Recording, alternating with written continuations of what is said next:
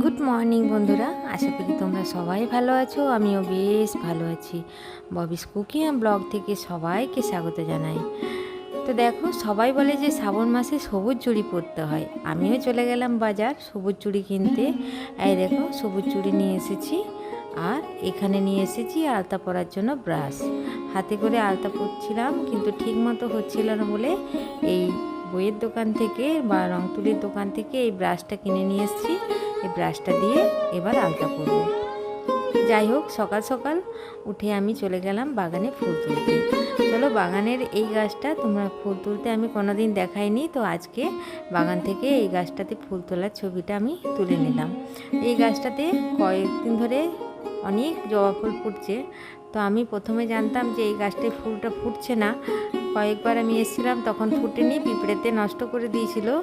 আর সেই দিনে আমি পুজো দিতে গেছি, তখন আমার হাজব্যান্ড এই ফুল গাছটা থেকে ফুল তুলে নিয়ে মন্দিরে নিয়ে গেছিলো। তারপরে বলল যে গাছটাতে নাকি অনেক ফুল ফুটছে। আর এখানে দেখো, আমার গোলাপ গাছটাতে একটা গোলাপ হয়েছে, খুব সুন্দর কালারটা।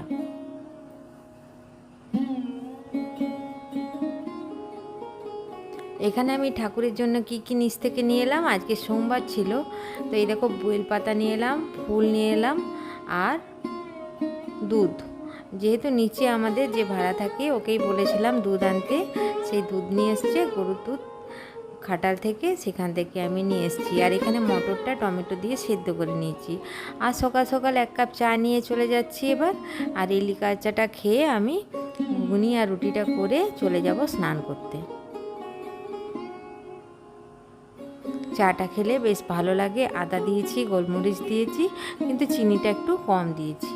আর এখানে লঙ্কাগুলো রেখেছি, লঙ্কাগুলো চালের ভিতর রেখেছিলাম, রঙটা কেমন হয়ে গেছে। আর আজকে যেহেতু সোমবার, সেহেতু আমি ভাতটা খাবো না, এই জন্যে ডালিয়াটা ভিজিয়ে নিচ্ছি। ডালিয়া সেদ্ধ করব। প্রথম ভেবেছিলাম ডালিয়ার খিচুড়ি করব, কিন্তু ডালিয়ার খিচুড়িটা আমার খুব অম্বল হয়, এই জন্যে ডালিয়া সেদ্ধ করব। ডালিয়াটা 1 কাপে আমার হয়ে যাবে 2 বেলা। তো ওই 1 কাপ আমি ডালিয়া ভালো করে বেছে নিয়ে আর ভিজতে দিয়ে দিলাম।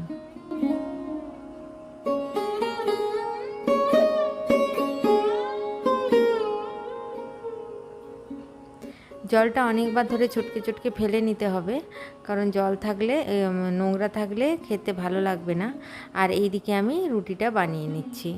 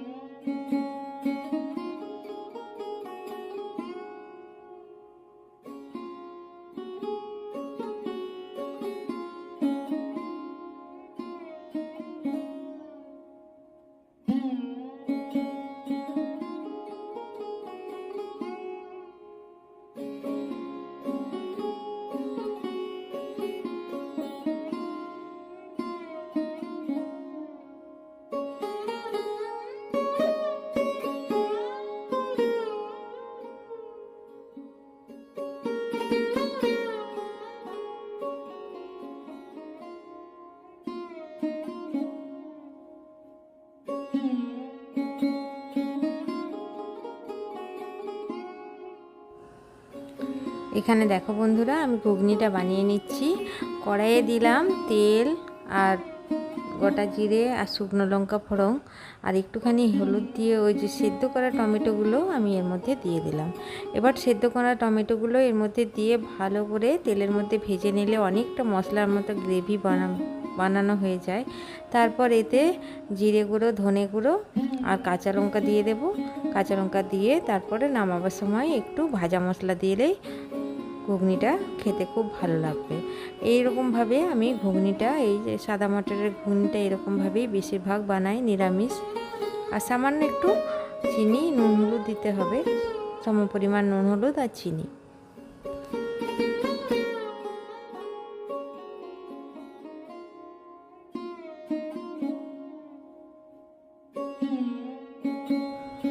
এইদিকে ঘুগনিটা রেডি হয়ে গেছে, এরপর আমি চলে যাব স্নান করে পুজো করতে। চলো আজকে আমি আমার শিব পুজোটা শেয়ার করলাম। প্রথমে আমি ঘি আর মধু মাখিয়ে দিচ্ছি, তারপর দুধ দিয়ে দেব, এরপর গঙ্গা জল আর ফুল বেলপাতা সব দিয়ে আমি শিব পুজোটা করে নেব।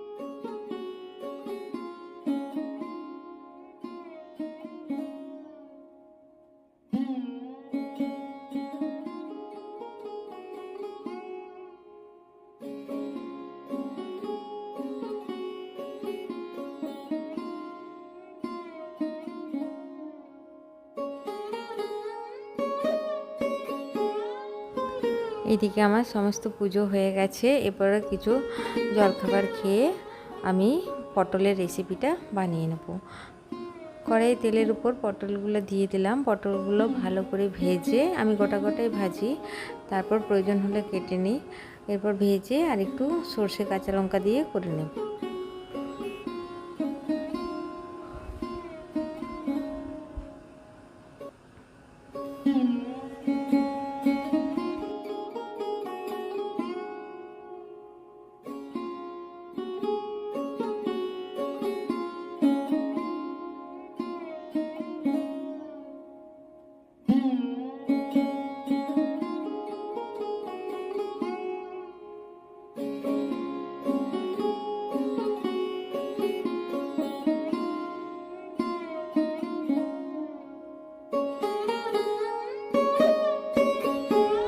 এইদিকে ডালিয়া সেদ্ধটাও হয়ে গেছে, পটলগুলো ভাজাও হয়ে গেছে। চলো আজকে কী কী রান্না করলাম সোমবার দিনে দেখাই।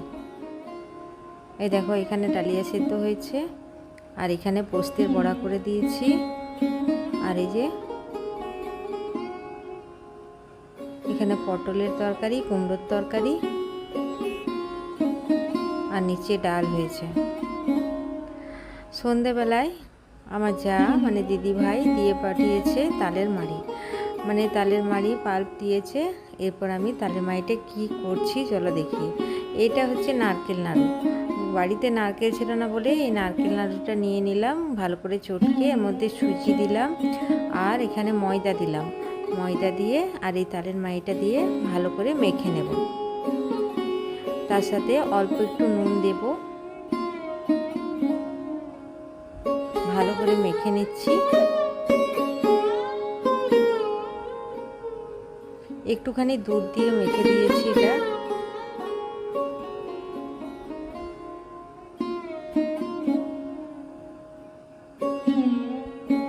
একটু খাবার সোডা দিলাম, একটু খাবার সোডা দিয়ে আর একটু মৌরি দিয়ে কালো জিরে দিয়ে ভালো করে এটা মেখে নিচ্ছি।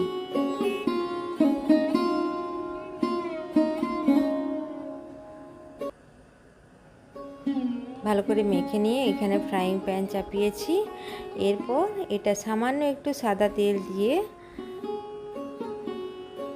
তেলটা ভালো করে চারিদিকে করে দিয়ে এখানে ছোট্ট ছোট্ট বড়ার আকারে দিয়ে দেব,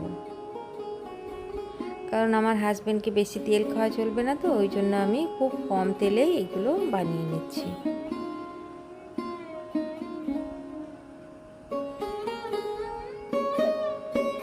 দেখো এগুলো সব দিয়ে দিয়েছি, এরপর উল্টে ভালো করে চেপে চেপে পাতলা পাতলা করে দিয়ে দেব, তাহলে কি ভেতরটা কাঁচা থাকবে না।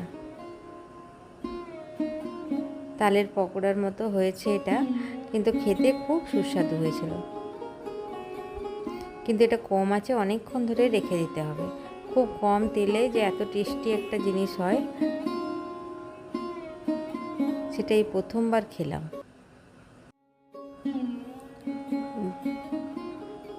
তো ভিডিওটা আর বেশি বড় করব না বন্ধুরা, আমার এই ছোট্ট ভিডিও তোমাদের যদি একটুও ভালো লাগে একটা লাইক দিয়ে দিও, কমেন্ট করতে ভুলো না। আজ তাহলে এখানেই রাখি বন্ধুরা।